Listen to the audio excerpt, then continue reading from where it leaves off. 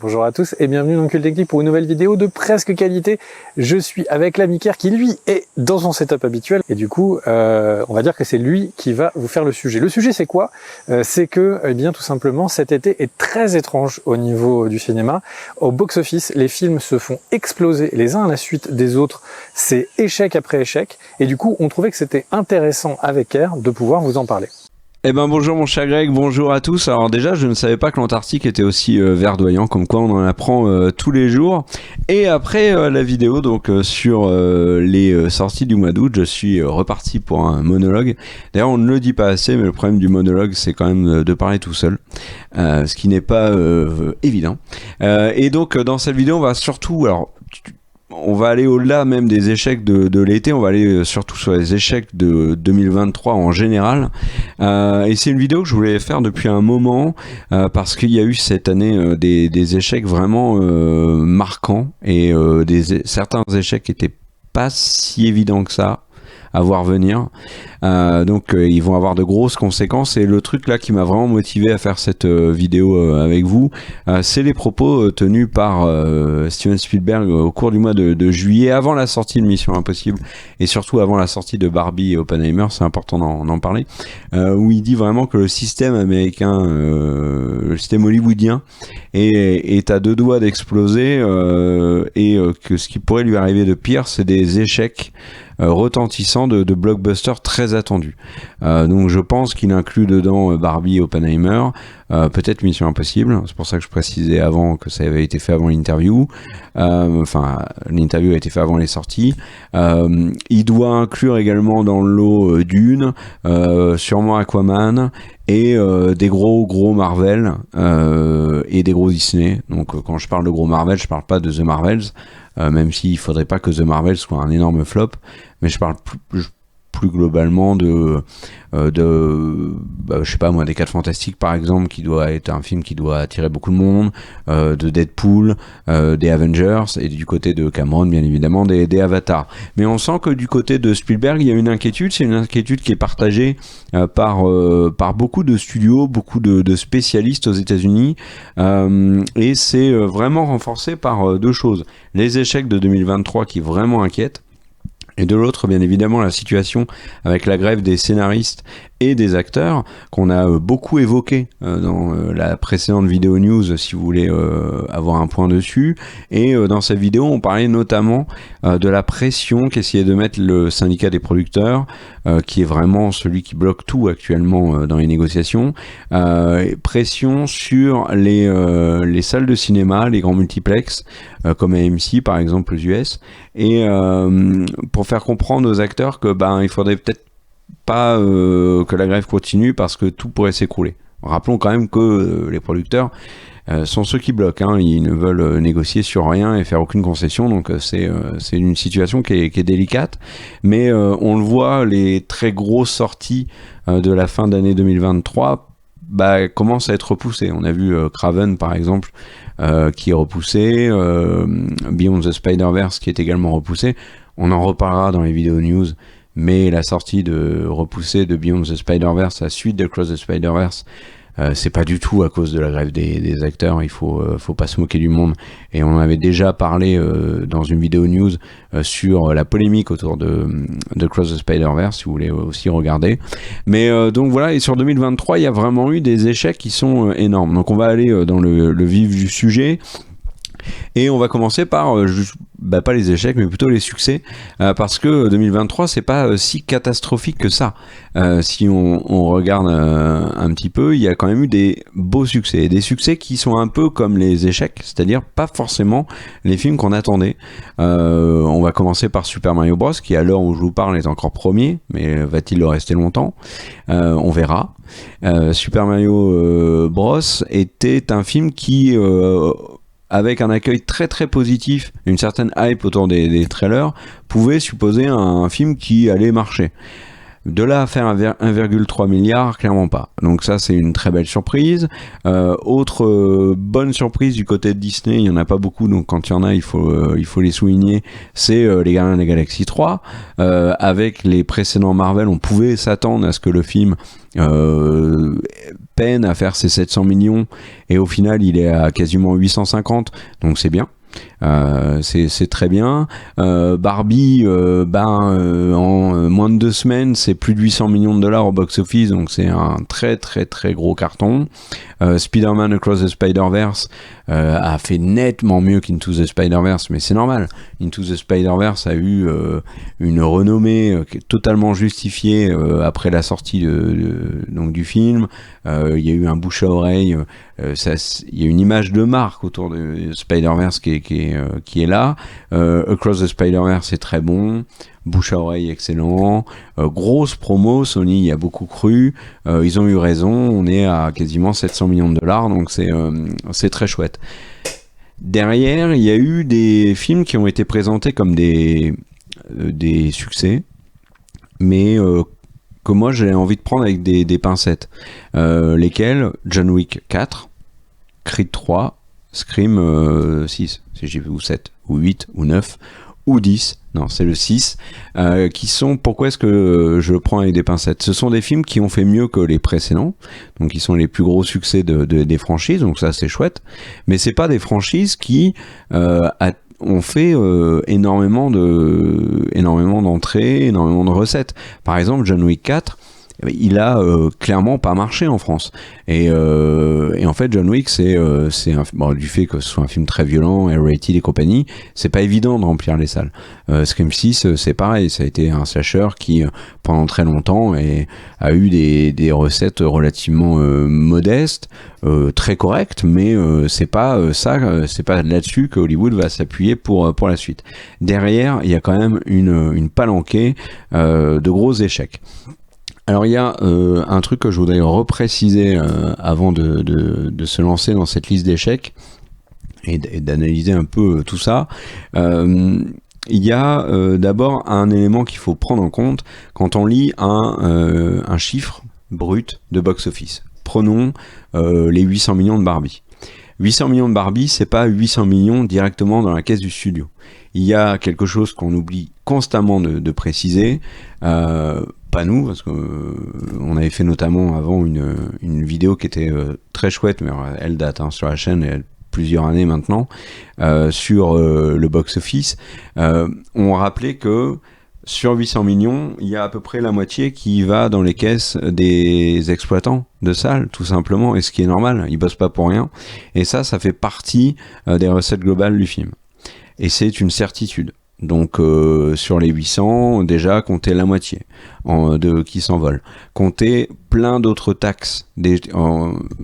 Alors il y a une étude qui avait été faite, j'apprends toujours en exemple parce que c'est la meilleure, qui était l'étude qui avait été menée sur le film Harry Potter et l'Ordre du Phénix, où en fait le journaliste qui avait fait cette étude avait pris les recettes globales du film, donc qui approchait le milliard, et qui avait une conclusion directe qui était: avec presque $1 milliard, la Warner a perdu des sous au cinéma avec Harry Potter et l'Ordre du Phénix.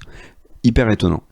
Mais en fait, quand on regarde bien, et ça c'est des chiffres qu'on a qui apparaissent assez tardivement d'ailleurs, il y a une flopée de taxes, il y a des droits de douane, il y a des impôts en fonction des pays, il y a des négociations et des coûts qui varient en fonction des pays aussi, il y a des aides à apporter dans les différents cinémas nationaux par exemple, comme en France. Il y a plein de choses qui fait que au final, le studio qui a financé le film ne perçoit finalement, une partie qui est quand même importante, mais une partie qui est pas aussi dingue qu'on ne le pense sur les recettes en salle. Et il y a un autre truc aussi quand on fait quand on regarde un peu rapidement et en n'ayant pas toutes les infos, c'est par exemple, je prends l'exemple de Fast and Furious 10. Fast and Furious 10, 704 millions de dollars. Ok, très bien. Le box-office, le budget du film est de 340 millions. Ok. Donc du coup, il y a que ça comme dépense? Non, il y a une partie qu'on oublie toujours, c'est la partie de la communication, la promotion, qui coûte très cher et qui est actuellement très minorée, je trouve. Par exemple, sur The Flash, on estime, alors c'est des sites pourtant sérieux, qu'elle est aux environs de 100 millions. Mais le problème, c'est que les vrais chiffres, on les a très tardivement. Quand il y a par exemple le bilan de fin d'année fiscale, donc si je dis pas de bêtises, c'est vers le mois de mars, il faut encore attendre pour avoir les vrais chiffres. Et c'est là qu'on se rend compte que beaucoup de films qui sortent au cinéma ne sont pas rentables au cinéma. Et pour les studios, ils le savent quand ils le font. C'est pas là-dessus qu'ils vont faire les bénéfices. Les bénéfices, ils vont les faire sur la vente de droits à différentes plateformes, l'exploitation en VOD, etc. Donc il n'y a pas péril en la demeure. Là où ça devient inquiétant, c'est quand le film vraiment rapporte pas assez au cinéma. Et l'autre truc que je voulais préciser, c'est que moi je travaille pas dans la comptabilité des studios. Donc quand un film qui par exemple a coûté, je vais prendre un exemple ridicule, hein, mais 10 000 $ et on rapporte 200 millions, c'est un succès économique pour le studio incroyable. Mais je ne travaille pas pour la compta de ce studio. Moi, je regarde juste que 200 millions, si on regarde bien par rapport à ce que font d'autres films, 200 millions, c'est, au niveau mondial, c'est moyen. C'est moyen. Donc là où, par exemple, quand je parle de box-office dans les vidéos news, beaucoup de gens me reprennent en disant mais non, c'est un succès, le film a coûté tant et il a rapporté tant. Oui, ok, très bien, c'est un succès économique pour le studio. Mais est-ce qu'on peut vraiment parler de succès au box-office au niveau de capacité à remplir les salles? Là, tout est relatif. Donc là, je voulais insister sur ces points et maintenant, on peut vraiment se lancer dans les échecs. On va commencer par Fast and Furious 10 qui était assez légitimement considéré comme un des potentiels plus gros succès de l'année. Pourquoi ? Parce que énorme budget. Je l'ai dit, 340 millions. Il a coûté beaucoup plus cher que prévu. Il y a eu des reshoots et compagnie. Il y a un énorme casting. John Cena, Charlize Theron, Helen Mirren. Il y a Jason Statham est de retour. Enfin, ils font revenir tout le monde. Y compris des acteurs qui apparaissent, qui font vraiment des caméos, mais et Vin Diesel qui coûte aussi assez cher. Ouais, il fait pas ça gratuitement, même s'il aime parler de la famille. C'est une famille, je pense, quand il aime surtout la famille, il aime la famille des billets verts. Et Fast and Furious 10, ça coûtait très cher. Et au final, c'est pas du tout ce Fast and Furious 10 qui est quand même, et c'est là où c'est inquiétant, c'est que c'est le premier film d'une nouvelle trilogie. Il a fait plus de 2 fois moins que Fast and Furious 7, qui est le plus gros succès, 1,5 milliard. Fast and Furious 7 qui, on le rappelle, est sorti dans un contexte extrêmement particulier, dans une année de succès au box-office indéniable, dans une période où vraiment il y avait de plus en plus de films milliardaires, où on était coincé entre les Avengers, bref, les blockbusters cartonnaient, et surtout un film qui est porté par le décès tragique de Paul Walker. Le Fast and Furious 8 rebondit encore là-dessus et fait 1,2 milliard. Derrière, on avait quand même eu le Fast and Furious 6 qui avait fait quasiment 800 millions, donc qui était déjà un succès. Et on sent que derrière, ça s'écroule un peu. Et le Fast and Furious 9, même si dans la promo, et c'est quelque chose que vraiment je ne comprends pas, je trouve que c'est complètement indécent d'ailleurs, Vin Diesel avait encore parlé, en veux-tu en voilà, de Paul Walker pour essayer de donner un côté larmoyant à la chose et faire venir les gens en salle. Fast and Furious 9, il avait fait que 726 millions de $. Là, si on regarde toute la franchise, le Fast and Furious 10 au niveau mondial, il est 1, 2, 3, 4, 5, il est 6e. C'est pas dingue, c'est très clairement pas dingue pour un film qui lance une nouvelle trilogie. Donc c'est pas un motif de satisfaction pour Universal. Et là où c'est vraiment inquiétant pour Fast and Furious, c'est que le film s'est vraiment vautré, il s'est vautré aux US. Et ça, c'est le public cible, c'était les États-Unis. Actuellement, donc on est au mois d'août, il est 14e plus gros succès de l'année aux États-Unis.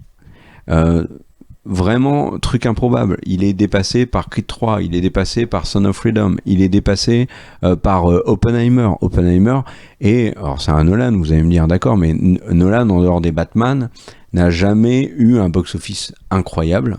Et surtout, là, Nolan arrive avec un film de 3 heures, qui est un biopic.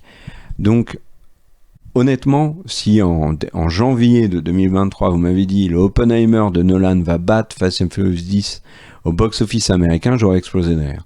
Là, Oppenheimer, ça s'essuie les pieds sur Fast and Furious 10, il faut s'en rendre compte. Donc, c'est très étonnant que cet énorme échec de Fast and Furious 10 aux US est un des Fast and Furious qui a le moins marché aux États-Unis. Donc vraiment là on a un premier gros échec, gros investissement, une ouverture sur le début d'une trilogie et le public ne répond pas présent, surtout aux États-Unis. Premier échec. Je l'ai fait par ordre de recettes. Donc les premiers échecs que je vais citer, il y a quand même des éléments qui sont positifs. 700 millions, c'est pas non plus dramatique. Enfin, si c'est dramatique, mais c'est pas non plus 100 millions. Vous allez me dire, waouh, au niveau mathématique, tu viens de dire un truc absolument improbable. Et c'est vrai. L'autre échec, semi-échec, j'ai envie de dire, mais échec quand même, c'est La Petite Sirène. Les adaptations live de Disney n'ont pas toutes été des succès. Il y a alors, le livre de la jungle, correct. Il y a Aladdin qui dépasse le milliard, ok. Il y a Le Roi Lion qui a été un vrai succès, mais c'est Le Roi Lion. Et derrière, on a des films comme Maléfique, comme Cendrillon et tout, qui ont fait leurs recettes classiques, mais pas de quoi casser la baraque. Là, La Petite Sirène, c'est un gros budget. Le budget de La Petite Sirène, et c'est écrit sur mon papier ici, 250 millions de dollars hors promo. Donc, en ce moment, on parle à peu près de 100 millions en promo. Moi, je pense que quand on aura les vrais chiffres, on se rendra compte que c'est plutôt dans les 150. Le film a rapporté 560 millions de dollars au niveau mondial. Il est clairement pas rentable en salle. Il y a surtout eu une hype très modérée, ce qui est un gros warning pour Disney, parce que les adaptations live, il y en a en chantier dans tous les sens. On a Blanche-Neige, il y en a d'autres. Donc, il y a Vaiana, avec Dwayne Johnson notamment.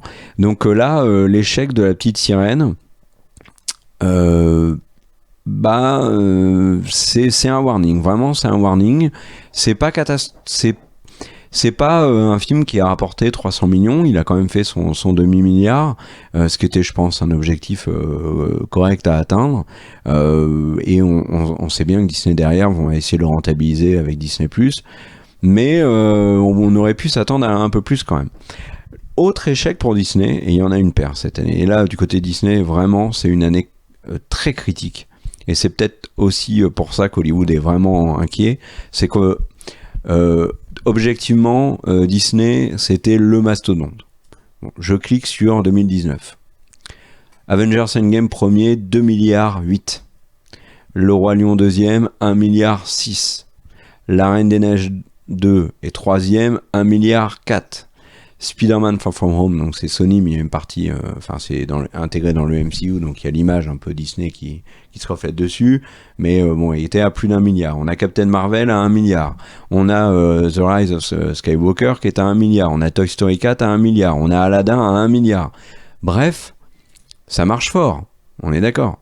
Là, en 2023, il y a qu'un seul film déjà pour l'instant qui est milliardaire. Mais les Disney, ils sont quand même assez loin derrière si on met de côté les Gardiens de la Galaxie. Et là, on a un échec du côté de Marvel avec Quantum Mania qui est très très problématique. Ant-Man n'est pas une machine à cash price, à cash flow. Je sais pas comment on dit, mais enfin vous avez compris ce que je voulais dire.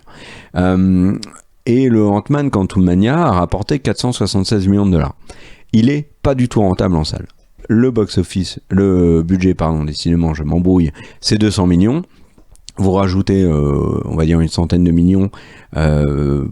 Il aurait fallu, pour que le film soit rentable, qu'il fasse un bon 700. Là, il en est loin. Donc, le film perd va faire perdre de l'argent à Disney dans son exploitation en salle, très clairement. Mais là où c'est très problématique, et on en a déjà parlé sur la chaîne, c'est que Quantum Mania est choisi pour introduire au cinéma et auprès du grand public le grand méchant de la phase 5 et de la phase 6, qui est donc Kang. Et là, outre le fait que Kang est ravagé dans le film, il n'y a pas grand monde qui l'a vu, ce Quantum Mania. Donc, vrai gros problème pour Disney. Donc voilà. Derrière, on a Mission Impossible, que je vais aussi mettre dans les échecs. Il est pas loin du demi-milliard, des 500 millions, donc. C'est pas catastrophique. Le problème, c'est que c'est la partie 1 d'un ensemble de 2 films. Que si la partie 1 n'a pas marché, on peut être très inquiet pour la partie 2. Que la partie 2 est repoussée, enfin que le tournage est arrêté à cause de la grève des acteurs. Qu'il y a eu un vrai gros problème pour Mission Impossible, c'est l'exclusivité IMAX qu'a obtenu Oppenheimer pour 3 semaines. Une semaine après la sortie de Mission Impossible, ce qui fait que Mission Impossible a profité de l'IMAX que pendant une semaine. C'est trop peu. Le film n'a pas particulièrement marché à l'étranger. C'est pas une réussite. C'est clairement pas une réussite. Pourtant, il y a eu une promo assez solide. Le problème de la promo de Mission Impossible, c'est que j'ai l'impression qu'elle a été faite vraiment trop tôt. Où on a parlé des cascades que faisait Tom Cruise, etc. Ça va pas, et c'est étonnant qu'il y ait un échec comme ça de Mission Impossible 1 an après Top Gun Maverick, où Tom Cruise est apparu comme le sauveur d'Hollywood post-Covid. Et d'ailleurs, c'est vrai, il y a des personnes très importantes ont félicité Tom Cruise et l'ont qualifié de sauveur, comme Spielberg par exemple. Et là, ce Mission Impossible, il marche pas. Le 9e plus gros succès de l'année est un énorme échec, c'est Transformers. Transformers Rise of the Beast. Il y a beaucoup de gens qui ne savent pas qu'il est sorti. J'ai déjà fait la vanne dans une autre vidéo, donc je vais pas la refaire. Le film, il a coûté 200 millions. Il est à 429 millions de dollars au box-office. Il a déjà eu sa sortie en version digitale, j'en reparlerai après. Parce que c'est quelque chose qu'il faut prendre en compte pour expliquer ses échecs. Le Transformers a eu une promo trop discrète. Il a perdu Michael Bay. C'est quelque chose que Greg dit souvent sur la chaîne à juste titre, c'est que Transformers, on peut lui reprocher la prestation de ses acteurs, on peut lui reprocher le scénar, mais il y a un truc sur lequel tout le monde s'accorde à dire dans le milieu du cinéma, c'est que Michael Bay était à la pointe de ce qui se faisait de presque mieux en termes d'effets spéciaux, au niveau technologique. Et on le ressent pas du tout dans Rise of the Beast, et le film qui passe après Bumblebee, Transformers de trop, et pourtant c'est un pseudo reboot qui est avec une ouverture vers les G.I. Joe, enfin échec, et là c'est très problématique parce que comme je viens de le dire, il y a une ouverture pour Hasbro, il y avait un vrai enjeu avec ce Transformers, l'idée d'en faire d'autres. Il y a une suite qui est commandée d'ailleurs avec le même réalisateur, et c'est étonnant parce que ce Transformers Rise of the Beast, je trouve que c'est pas le pire des Transformers. L'acteur, le héros, est plutôt bon. C'est un film qui a très peu d'humains et qui se concentre vraiment sur les Transformers. Alors, qui est loin d'être parfait, c'est pas du tout un grand film, mais il a rapporté beaucoup moins que certains Transformers qui, à mon sens, auraient mérité de rapporter beaucoup moins aussi. Donc voilà. Derrière, alors passons à là les 2 qui arrivent là, les 3 même, les 3 échecs qui arrivent. C'est du très très lourd. On va commencer par Elemental, qui est donc élémentaire en français, le nouveau Pixar. Pixar a une épée de Damoclès au-dessus de la tête depuis plusieurs films. Depuis le Covid et la sortie de En Avant, donc En Avant est sorti, quelques jours après Covid, fermeture des salles, catastrophe pour Disney et pour Pixar. Le suivant sort directement donc en VOD, sur Disney+, on a Soul aussi, donc il y avait Lucas, on a Soul, on a eu Alerte Rouge. Il y a eu une tendance à sortir les Pixar sur Disney+. Et il y a eu une rumeur alors même si l'arrivée de Bob Iger semble avoir un peu changé la donne, mais il y avait une rumeur qui disait que Disney n'attendait qu'une seule chose, c'était un nouvel échec de Pixar au ciné pour vraiment cantonner le studio d'animation à Disney+.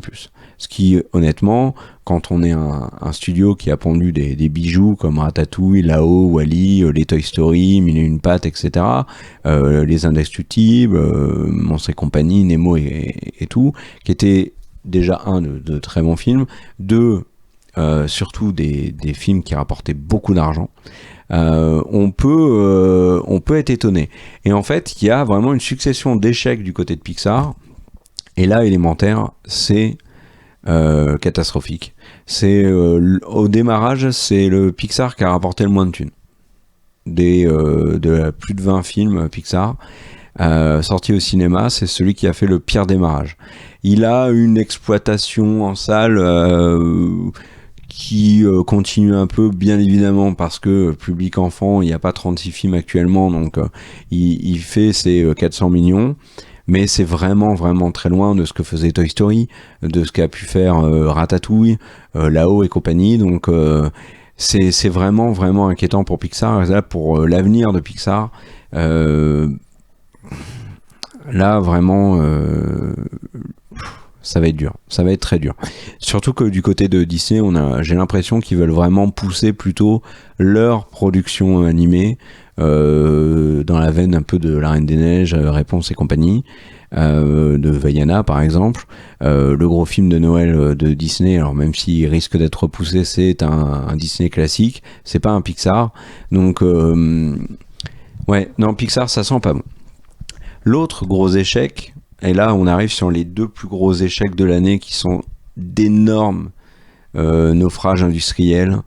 Le premier, c'est Indiana Jones. Indiana Jones, c'est And the Dial of Destiny, donc le cadran de la destinée, qui avait tout pour être un film milliardaire.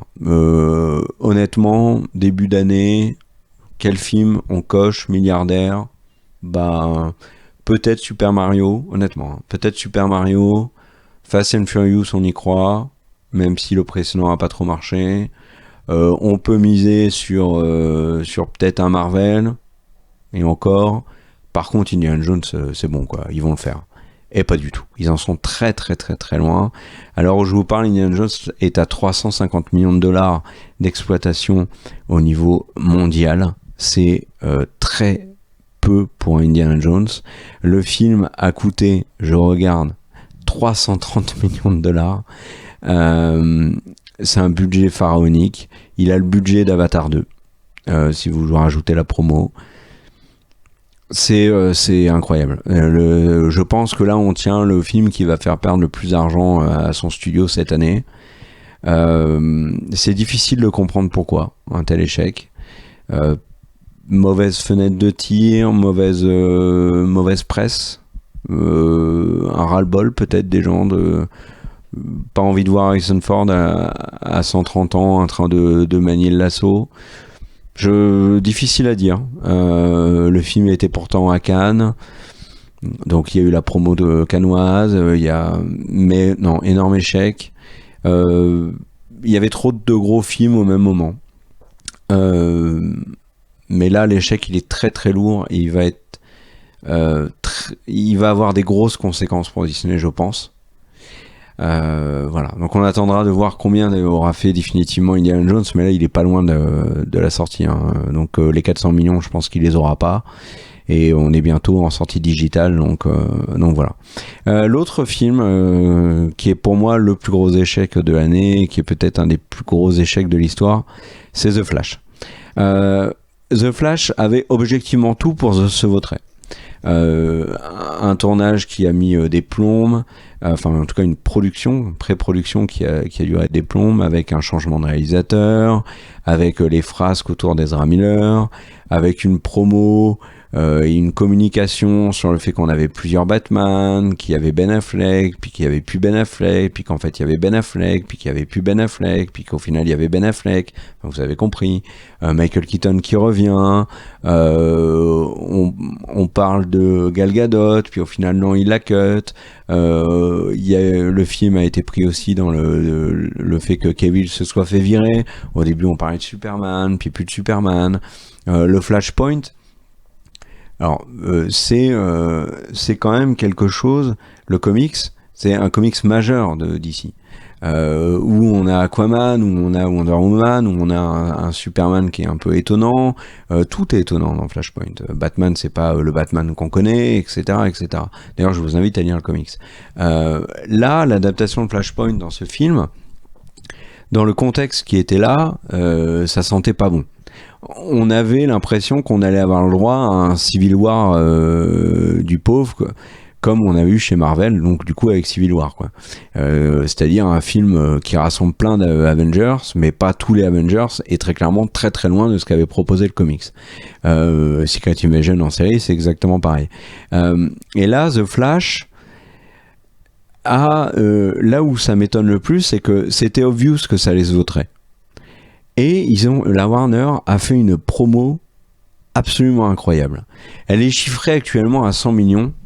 Je n'y crois pas du tout. Il y a des deals qui ont été faits avec le Super Bowl, avec la NBA. Il y avait des bandes annonces de The Flash pendant les playoffs de la NBA. Sur les plus grandes chaînes américaines. Sur les plus grandes chaînes du reste du monde. En France, on avait des bandes annonces de The Flash, par exemple, sur des créneaux qui étaient les créneaux les plus de pub les plus coûteux de la semaine, par exemple en Koh-Lanta, etc. La promo, elle a été énorme. Le film s'est vautré, mais à un point complètement dingue. Le film a terminé, enfin là, sa carrière est finie, ou presque. Il est à 270 millions de dollars dans le monde. C'est dingue. C'est vraiment dingue. Le film tout seul a coûté 261 millions de dollars annoncés. Donc il a à peine remboursé, si on ne fait pas le calcul des salles, ce qui donc n'a aucun sens, à peine remboursé son budget initial. Hors promo, hors part des exploitants. La Warner a perdu une thune monumentale sur The Flash. Et c'est pour ça que je pense que on pourra le mettre. Alors, il y aura les bilans une fois l'année fiscale terminée et avec un peu de recul, on pourra faire le bilan, mais je pense que The Flash c'est peut-être un top 3 des plus gros échecs de l'histoire d'Hollywood. Et il y aura tellement de choses à dire sur ce film que j'ai hâte de voir ça. Mais c'est vraiment un naufrage total. Et en plus, là où on peut dire c'est aussi un naufrage, c'est un naufrage en termes de communication. C'est-à-dire qu'il y a la promo, il y a la com. Il y a eu l'imbroglio avec Tom Cruise, a vu le film, il a trouvé ça extraordinaire. James Gunn a poussé le film en disant que c'est un film qui allait changer notre vision des films de super-héros. Mais il avait raison, James Gunn. Le problème, c'est que quand lui l'a dit, c'était en positif, et nous, on l'a vu très clairement en ayant vu le film en négatif. Il y a une vidéo qui a tourné sur Twitter d'un mec qui compare la scène de Flash au ralenti quand il sauve les bébés avec la scène de Quicksilver dans Days of Future Past, et c'est bien avant Days of Future Past. Et c'est incroyablement mieux réalisé, incroyablement plus stylé. Donc en fait c'est une cata à tous les niveaux, The Flash. Alors il y a des choses qui sont à sauver dans le film, mais en tout cas en termes de recettes, c'est vraiment le chaos. Le chaos, et d'ici on a un autre cette année, c'est Shazam 2. Shazam 2, il a coûté 125 millions de dollars hors promo, il a rapporté 133 millions de dollars au total. Catastrophe. Pareil, double catastrophe pour DC, double catastrophe pour Warner. James Gunn a énormément de travail là pour essayer de redresser DC, et je pense que la copie initiale de James Gunn, qui est de dire bah nous on va faire des films, alors oui on va faire un film sur Batman, oui on va, avec Robin, Donc ce qui est plutôt cool. Oui, on va faire un film sur Superman. Là, aujourd'hui, on vient d'apprendre via Gal Gadot qu'il y avait un Wonder Woman 3 qui était envisagé, plus qu'envisagé. Il veut garder Aquaman, etc. Ok, il se base quand même sur les très gros super-héros, ceux qui amènent du monde en salle. Par contre, aucune info sur Justice League, par exemple. Il n'y a pas de nouveau Justice League d'annoncer. Mais à côté de ça, il a annoncé plein de petits films ou de petites séries et quand je dis petit, c'est parce que c'est sur des personnages qui font pas partie des personnages les plus connus. Swamp Thing, on le connaît quand on aime DC, bien évidemment. Mais le grand public, Swamp Thing, il le connaît pas. Il y a eu récemment une série télé Swamp Thing qui a été annulée à la fin de la première saison, qui a été une catastrophe en termes d'audience. Donc là, dans le programme DC de James Gunn, il y a plein de films et séries. Franchement, ça a peu de chances d'être des succès. Or là, la Warner a vraiment besoin que DC devienne quelque chose de successful, quoi. Donc, le truc qui pourrait peut-être sauver tout ça sans changer le programme et sans virer les petits films pour remettre du très très lourd, c'est la qualité. Si là vraiment il y a des films qui sont quali et qu'il y a un bon bouche à oreille, DC petit à petit peut remonter au niveau du box-office et aller mieux, avoir une santé financière plus intéressante. Mais là, pour l'instant, c'est très dur. Et puis, est-ce qu'il y a d'autres échecs que je voulais citer ? Oui, quand même. Magic Mike. Magic Mike, il y en a eu un cette année. Peut-être que pour beaucoup d'entre vous, je vous l'apprends. Sorti complètement anecdotique. Beaucoup moins réussi que les deux premiers. Non, pas des bonnes critiques, personne n'est allé le voir. Donc Magic Mike en franchise, c'est fini. Un autre échec, et là c'est dur, Greg en a déjà parlé dans la vidéo des news, c'est Knock at the Cabin, le film de Shyamalan, que Shyamalan a financé en partie avec ses fonds. Le film a rapporté que 50 millions de dollars au total à travers le monde. C'est un vrai échec. Vrai échec. C'est dommage parce que le film mérite pas cet échec-là. C'est absolument pas le meilleur Shyamalan. On est très loin de ce qu'il était capable de faire sur 6ème Sens, 5 à Sap, Céline le village. Mais ça méritait pas un vautrage pareil. Autre échec, et je vais terminer là-dessus pour les échecs américains, c'est La Maison Hantée de Disney qui vient de sortir. C'est pour ça que je termine là-dessus. Il est en premier, il a même pas une semaine d'exploitation. Aux États-Unis, il a fait un petit 20 millions pour son premier week-end. Donc c'est un reboot bien évidemment du film. Enfin, déjà c'est l'attraction, mais c'est surtout c'est aussi un reboot du film avec Eddie Murphy. Il y a un casting qui est quand même correct. Il y a un budget qui est loin d'être anecdotique, qui est de 150 millions de dollars. Qui a été hyper mal vendu. Ils l'ont sorti, mais vraiment quand il fallait pas, c'est-à-dire 2 semaines après Mission Impossible, 1 semaine après Barbie et Oppenheimer. Résultat, Barbie et Oppenheimer se sont essuyés les pieds dessus, mais vraiment de manière très sale. Gros flop pour Disney. Là vraiment, on a peut-être le plus gros flop de Disney de l'année. La Maison Hantée. Il y a beaucoup de mystères autour des sorties Disney là. Et puis je vais terminer avec un box-office français quand même pour vous dire qu'il y avait 2 films français qui auraient vraiment dû être des succès cette année pour la santé du cinéma français. Le premier c'est D'Artagnan, le premier film des 2 films Les Trois Mousquetaires. Le prochain c'est en fin d'année, c'est Milady. D'Artagnan, c'est 3 millions d'entrées en salle, donc c'est correct. Le film aurait mérité plus d'entrées. Il est sympathique, déjà, ça c'est indéniable. Il a des qualités, hein, je trouve que Civil et sa love interest dans le film, ça marche bien. Romain Duris est vraiment super. Cassel s'en sort très bien aussi. Étonnamment, j'ai trouvé que c'était Milady qui était le personnage le moins bien réussi du film.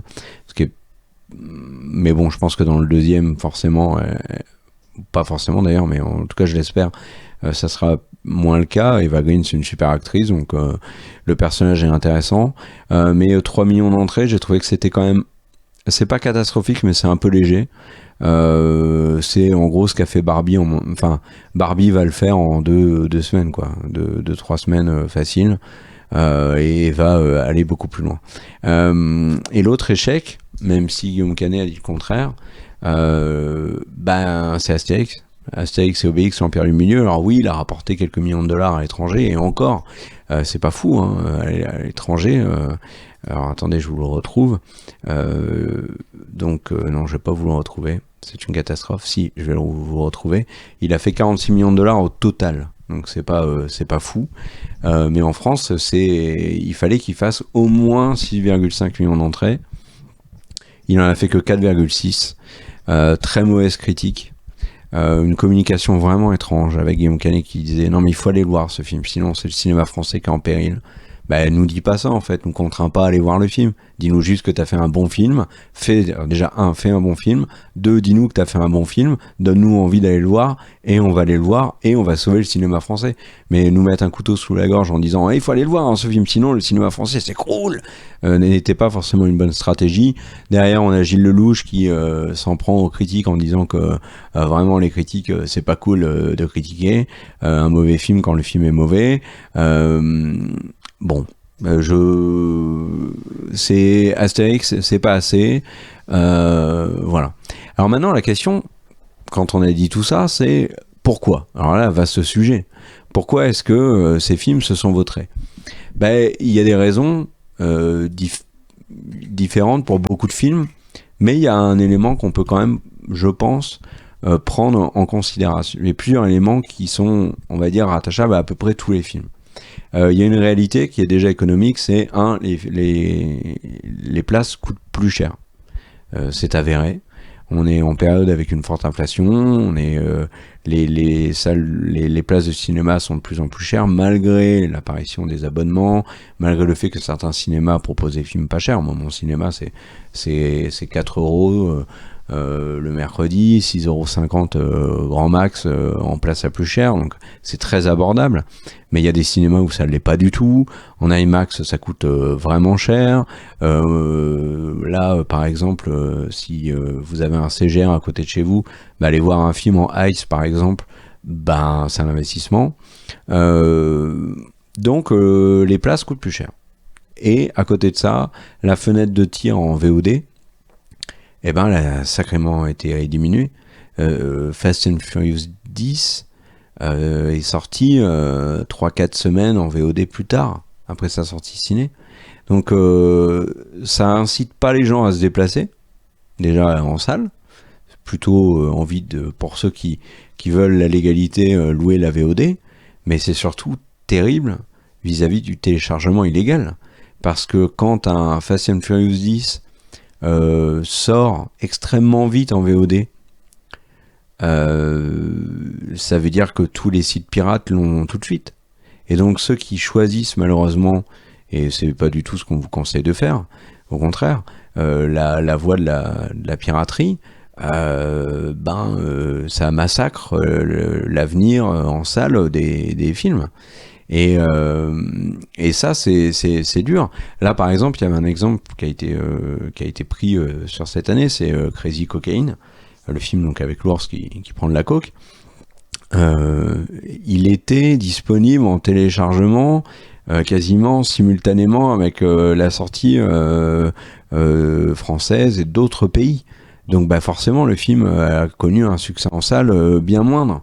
Donc et en fait les studios volontairement quand le film est un échec, tout de suite ils le retirent des salles pour réduire le coût forcément d'exploitation en salle, et ils le passent en VOD. Et quand le film est un succès, ils le maintiennent en salle. Donc par exemple Super Mario Bros est resté longtemps, Across the Spider-Verse aussi, etc. Mais c'est un peu se tirer une balle dans le pied, quoi, de faire ça. Tu vois, The Flash, il est sorti très très vite en VOD. Donc du coup ça a flingué sa carrière. Transformers c'est pareil. Donc je pense que la fenêtre de tir entre la sortie ciné et la sortie VOD est trop courte pour faire du bien au cinéma. Et il y a un autre film que j'ai pas cité parce qu'il était coincé entre deux DC et j'aimerais quand même en parler parce que je trouve que c'est un échec de cette année et c'est pas mérité. C'est Donjons et Dragons. Donjons et Dragons qui a un budget de 150 millions de dollars et qui a rapporté au total 208 millions de dollars. Ça, c'est vraiment un sale coup. Pourquoi ? Parce que Paramount espérait en faire une franchise et que ce premier Donjons et Dragons est très cool. On en a fait la critique sur la chaîne. C'est en moins bien, je trouve, mais un peu l'esprit des Gardiens de la Galaxie.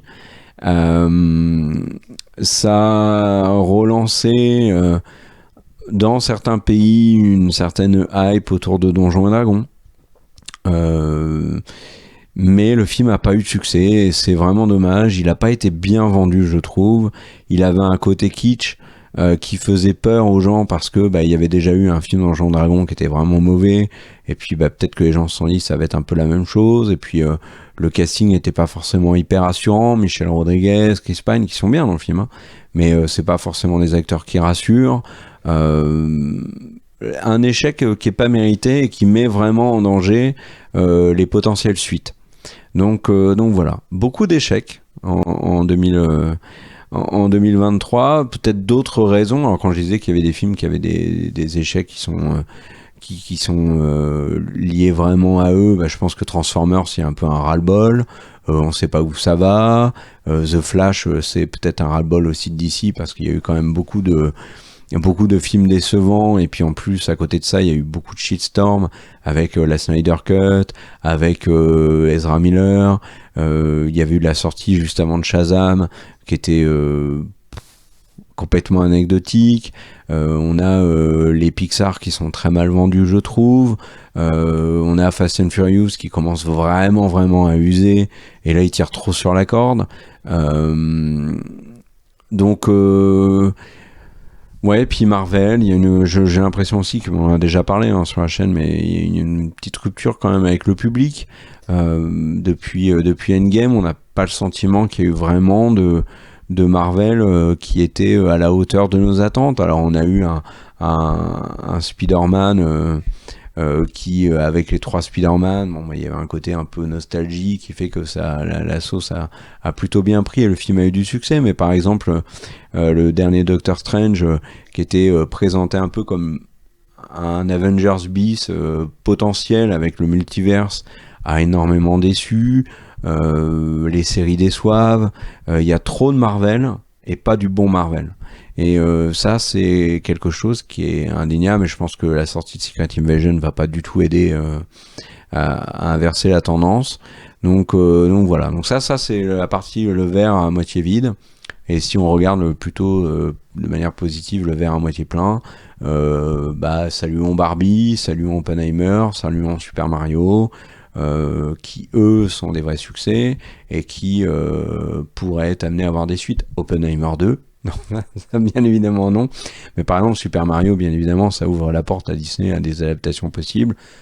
Le premier qui nous vient en tête c'est bien sûr Zelda, on peut penser à un Metroid, on peut bien évidemment penser à un Super Mario Bros 2. Du côté de Barbie, comme on le disait dans la dernière vidéo news, Mattel a rien compris des derniers renseignements des échecs aux US et donc ils ont déjà annoncé 14 films sur des produits Mattel, donc pas que Barbie. On a eu Greta Gerwig qui disait qu'il n'y avait pas de suite de Barbie qui était prévue pour l'instant, mais quelques jours après le tournage de la vidéo news, Mattel a fait comprendre que Barbie avait très clairement le potentiel pour avoir une pelletée de suites. Donc forcément, alors peut-être qu'il y en avait y en avoir une ou deux qui vont fonctionner, mais après ça va tirer sur la corde et à Hollywood quand ça tire sur la corde ça ramasse pas les dollars, donc c'est le problème. Et le truc c'est que fondamentalement est-ce qu'on s'en fout ou pas que ça marche pas? Ça peut être une vraie question. Est-ce que finalement, est-ce que on a envie d'avoir un Fast and Furious 11 qui marche? Est-ce qu'on a envie d'avoir un nouveau Transformers qui marche? Est-ce qu'on a envie d'avoir un nouveau Indiana Jones? Moi, personnellement, non. Mais en fait, c'est toute l'économie hollywoodienne qui est impactée. Greg en a déjà parlé beaucoup. Moi aussi. On est dans un contexte où c'est de plus en plus difficile de faire financer par des réalisateurs renommés des films qui sont des films qui vont pas rapporter plus de 400 millions, on va dire 300 millions au box-office, mais qui vont être des films de qualité. Ça, c'est des films, on va dire, de taille moyenne. Et on a, à côté de ça, tout le cinéma indépendant américain qui est nécessaire. Et c'est dans ces films-là qu'on a les perles. Et là, il y a un vrai danger. C'est un système qui est tout bête et qui est comme ça depuis très longtemps. On a les très gros films qui ramassent plein de thunes, et derrière, ça permet de financer les films qui sont plus petits et qui vont avoir des budgets bien moindres et qui vont récolter les miettes de ce que laissent les très gros. Mais c'est des miettes qui sont nécessaires pour financer, pour qu'ils puissent voir le jour. Et c'est déjà de plus en plus difficile pour eux d'exister, voire pour certains impossible. Si là derrière les très gros films se vautrent, mais il y a genre plus de thunes en fait. Et autre problème, c'est que alors si les suites ne marchent plus, qu'est-ce que ça va être des productions originales? Alors vous allez me dire Barbie, mais Barbie s'appuie sur Mattel, donc c'est pas non plus un truc qui a pop de nulle part. Oppenheimer, s'appuie sur Nolan. Super Mario s'appuie sur Mario. On n'a pas de nouvelles franchises de films originaux, de création originale qui va avoir un énorme succès. Et ça, c'est très problématique parce que ça fait très longtemps qu'Hollywood est extrêmement frileux à l'idée de se lancer dans des films originaux. Ça, c'est depuis l'incroyable échec de John Carter. Qui a été autre clou dans le cercueil, c'est Lone Ranger. Et Hollywood est très frileux à l'idée de mettre de gros budgets dans ce genre de film. Et même dans les autres grosses adaptations, il y a des choses qui pourraient arriver au cinéma, des adaptations de bouquins. Je sais pas, moi, je dis une connerie, mais là, Hyperion, par exemple, ou d'autres choses comme ça. Là, L'Assassin Royal, c'est plutôt une série, mais là, on a Dune. Mais la Warner a mis la thune sur Dune. Le premier, excellent. Le deuxième, on peut en attendre que du bien. Est-ce que, avec des échecs aussi massifs sur des films qui étaient censés marcher plutôt facilement, est-ce que la Warner va se dire, quand ils vont avoir un projet de prochain Dune, mais qui sera pas Dune, mais des projets un peu similaires, avec gros casting, gros réalisateurs, grosses ambitions, est-ce qu'ils vont pas dire ouais mais non là ça marche plus là, et c'est vraiment tout le modèle hollywoodien qui est en péril. Donc Spielberg a raison, Steven sait de quoi il parle, il fait mais bon, qui de mieux que Spielberg pour parler d'Hollywood, lui qui a été littéralement l'inventeur des blockbusters avec Les Dents de la Mer, et ensuite E.T., Jurassic Park, etc. Enfin, voilà. Merci à tous d'avoir regardé ce monologue, cette vidéo, pardon, et on se retrouve très vite sur la chaîne avec Greg, bien sûr, pour vous parler de plein de choses. Il y a des vidéos à regarder sur la chaîne. Il y a une vidéo sur les sorties du mois d'août. Il y a une vidéo aussi sur la communication des plateformes. On a essayé d'aborder un sujet un peu original qui nous tenait à cœur. La vidéo c'est pas parce que c'est nous qui l'avons fait, mais je la trouve intéressante.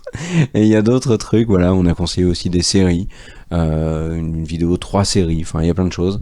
On essaye de faire du contenu cet été, on vous invite à suivre.